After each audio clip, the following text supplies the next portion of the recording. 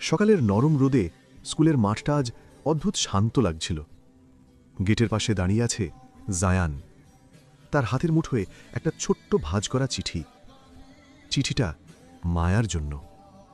অনেকদিন ধরে সে বলতে পারেনি, মুখে শব্দগুলো আসেনি কখনো। তাই গত রাতেই সে কাগজে লিখে ফেলেছিল তার সব কথা। মায়া, আমি তোমাকে ভালোবাসি। আজ সে ঠিক করেছিল স্কুলে এসে চিঠিটা মায়ার হাতে দেবে। কিন্তু আজ মায়া এলো না। ঘণ্টা বাজল, ছাত্ররা ক্লাসে ঢুকে গেল, কিন্তু জায়ান গেটের পাশেই দাঁড়িয়ে রইল। হাওয়ায় কাগজটা একটু কাঁপছিল। হঠাৎ তার মনে পড়ল কয়েকদিন আগের সেই বিকেলটা। স্কুল ছুটির পর রাস্তার মোড়ে তাদের শেষ দেখা হয়েছিল। মায়া হালকা করে হাসছিল, কিন্তু তার চোখে যেন অদ্ভুত এক কষ্টের ছায়া ছিল।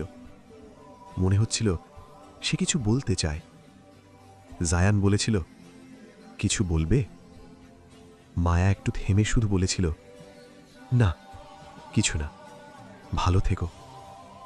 তারপর ধীরে ধীরে হেঁটে চলে গিয়েছিল। আজ দাঁড়িয়ে থাকতে থাকতে জায়ান বুঝতে পারছিল, সেদিন হয়তো মায়া অনেক কিছু বলতে চেয়েছিল, কিন্তু বলেনি। ঠিক তখন তাদের এক বন্ধু রাফি দৌড়ে এসে থামল।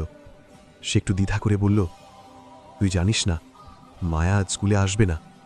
জায়ান অবাক হয়ে তাকাল। রাফি নিচু গলায় বলল, ওর ওর বিয়ে ঠিক হয়ে গেছে, তাই বাসায় লোকজন এসেছে। কথাটা শুনে মুহূর্তের জন্য সব শব্দ থেমে গেল। স্কুলের মাঠ, গাছ, বাতাস সব যেন দূরে সরে গেল। জায়ান চুপ করে দাঁড়িয়ে রইল। তার হাতে ধরা চিঠিটা ধীরে ধীরে ভাঁজ হয়ে গেল। সে বুঝল, যে কথাটা বলতে এতদিন দেরি করল, সেই কথাটাই আজ আর বলার সময় নেই। কিছুক্ষণ পরে সে চিঠিটা ব্যাগে রেখে দিল। তার চোখে একটু জল ছিল, কিন্তু ঠোঁটে হালকা একটা শান্ত হাসিও ছিল।